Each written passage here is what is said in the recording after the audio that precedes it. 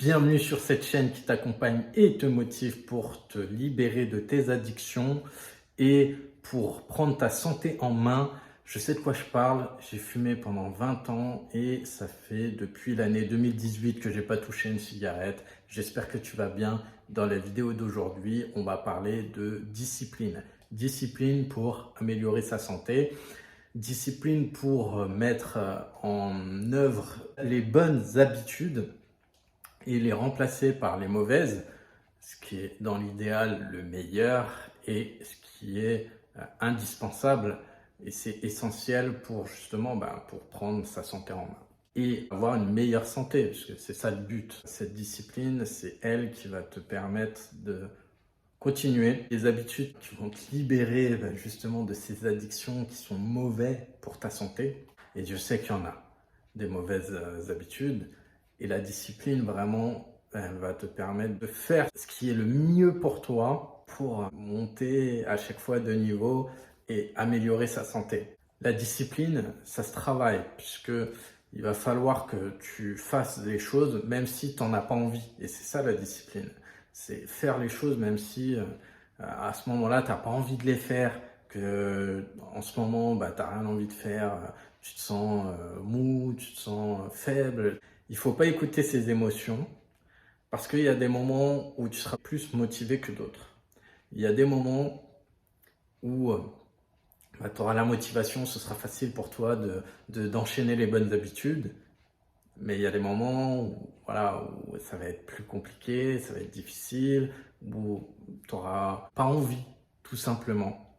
Et c'est là qu'il faut avoir de la discipline parce que c'est justement quand tu n'as pas envie qu'il faut encore plus aller chercher cette motivation, cette persévérance en toi pour faire sans t'écouter. Il ne faut pas s'écouter.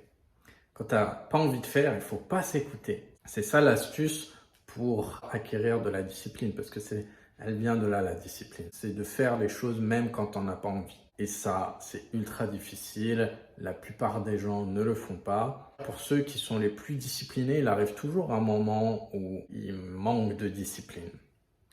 Mais c'est pas grave.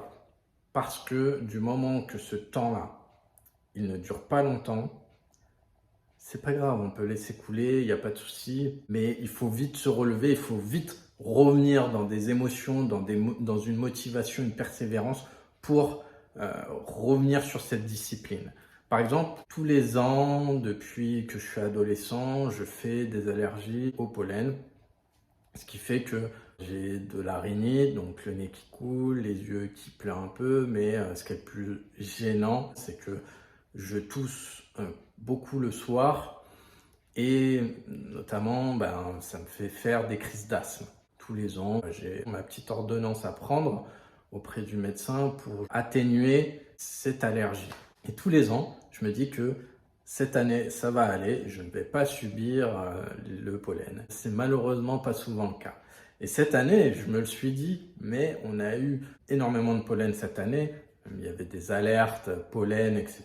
Mais c'est vrai que je l'ai subi cette année d'une façon plus violente que les années précédentes. Je restais quand même optimiste malgré des crises d'asthme de plus en plus conséquentes jusqu'à un moment où j'arrivais plus à respirer. J'ai dû être emmené aux urgences et là j'ai été pris direct en charge. D'ailleurs, je remercie les urgentistes parce qu'ils ont su vraiment analyser cette urgence. Et donc, j'ai été pris en charge et très vite, ça a été mieux. Mais après, j'ai été sous surveillance pendant plusieurs jours avec une batterie de tests. Toutes les analyses étaient bonnes. Et ça m'a un peu réconforté et confirmé que j'étais sur une bonne hygiène de vie. Donc, je peux t'en parler de santé. Je suis légitime puisque je me renseigne beaucoup sur la santé, sur l'hygiène de vie. Et l'hygiène de vie que j'entretiens aujourd'hui me permet de m'en sortir plus vite quand il y a des urgences comme ça, parce que si j'avais pas une hygiène de vie bien entretenue, je m'en serais peut-être pas sorti, ou je m'en serais sorti avec des séquelles, ou il m'aurait fallu plus de temps pour m'en sortir. Ça, c'est aussi un avantage quand tu quand tu prends ta santé en main et quand tu as une bonne hygiène de vie.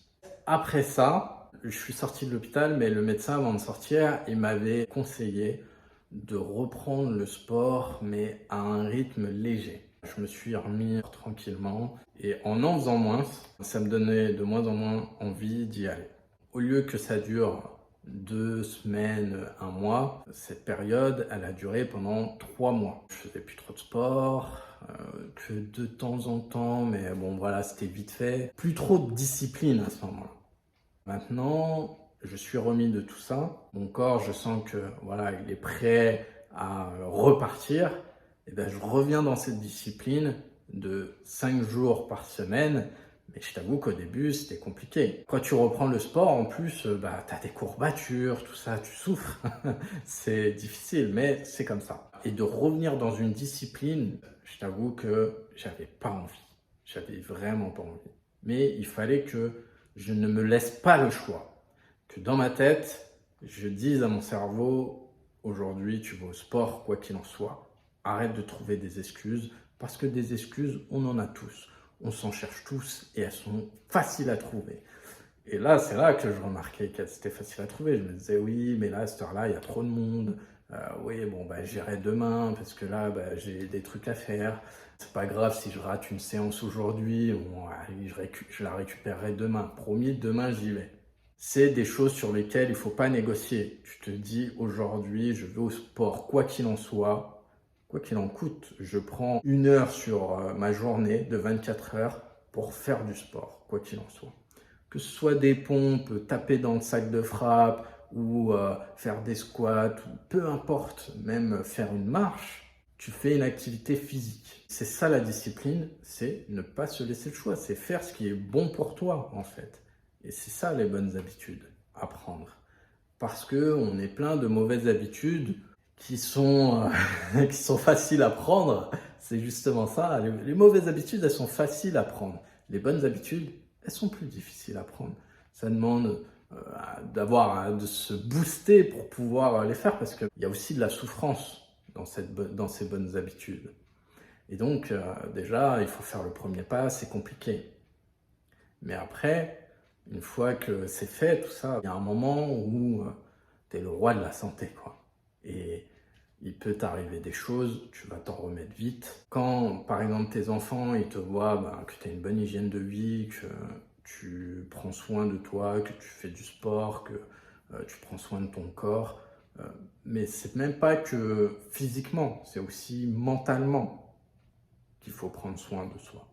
Et ça aussi, c'est pas évident pour chacun d'entre nous. Mais ça, j'en reparlerai dans une autre vidéo. Là, on reste sur la discipline au niveau d'une activité physique. Fais quelque chose qui te plaît, fais quelque chose qui est bon pour toi, mais je mets une petite parenthèse sur fais quelque chose qui te plaît, parce que parfois, tu es obligé de faire quelque chose pendant un certain moment qui ne va pas forcément te plaire. Je dis ça pour ceux qui, par exemple, ont mal au dos, ont mal aux genoux, qui ont mal quelque part. C'est sûr que quelqu'un qui a mal au genou, il ne peut pas faire du footing. S'il adore faire le footing, là, c'est compliqué. Il ne pourra pas parce qu'il va souffrir et il va aggraver son cas. Si quelqu'un a mal au dos, il ne peut pas faire de la boxe. Avant tout, il faut choisir un sport qui ne va pas aggraver son mal, qui va justement lui faire du bien. Même si c'est un sport qu'il n'aime pas particulièrement, qui n'est pas son préféré, vaut mieux qu'il fasse ça pour sa propre santé et au fur et à mesure du temps, ça va lui faire du bien, qu'il fasse quelque chose qui aggrave sa santé. Pour quelqu'un qui a mal au dos, par exemple, la natation, c'est top. Alors, si tu n'aimes pas la natation, fais un effort.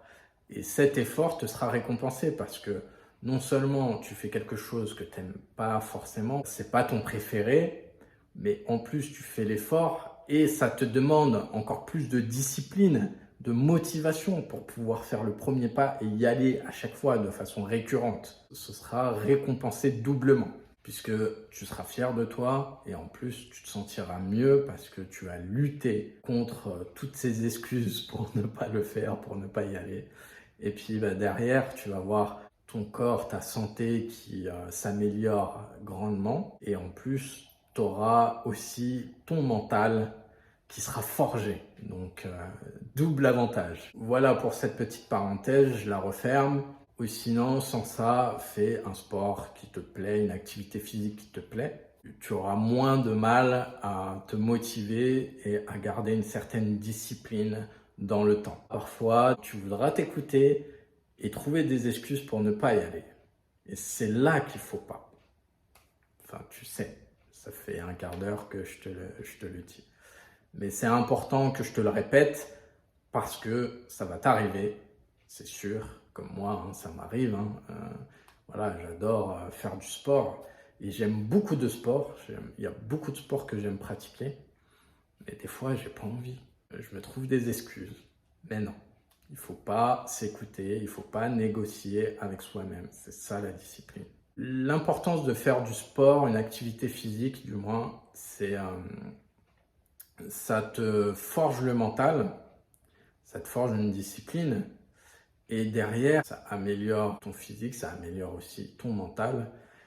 Et tu te sens plus fort pour te libérer de ta dépendance ou tes dépendances, quelles qu'elles soient. Tu te sens plus fort mentalement. Le mental, c'est l'outil le plus puissant que tu as en ta possession. Et ça se travaille. Donc, si tu veux travailler là-dessus, arrêter de fumer, particulièrement le tabac que j'ai arrêté depuis plusieurs années, je suis légitime pour pouvoir t'en parler parce que je sais ce que c'est, je connais la douleur que c'est. Je suis passé par plusieurs phases, j'ai tenté même plusieurs fois et j'ai échoué plusieurs fois, mais la dernière fois, ça a été la bonne et c'est pour ça que je t'en parle. Donc, si tu veux te faire accompagner là-dessus, dans un premier temps, je t'invite à t'abonner sur la chaîne. On a un groupe sur Telegram, je t'invite à le rejoindre, c'est un groupe d'entraide. Et ensuite, si tu veux un accompagnement, tu me le demandes et je t'accompagne pour arrêter de fumer avec mes astuces, mes outils, avec les différentes alternatives qui existent. J'ai essayé la cigarette électronique, ça a fonctionné pour moi, mais ce qui a fonctionné pour moi ne fonctionnera peut-être pas sur toi. C'est des choses à tester. En tout cas, si tu as besoin de quelqu'un pour t'accompagner, pour te motiver, pour te soutenir à arrêter de fumer, tu sais ce qu'il te reste à faire. Ensuite, tu es libéré de ta dépendance. C'est un autre univers qui s'offre à toi et tu verras que ce monde-là, il t'offre énormément d'opportunités qui seront bonnes à prendre, à vivre et c'est tout ce que je te souhaite.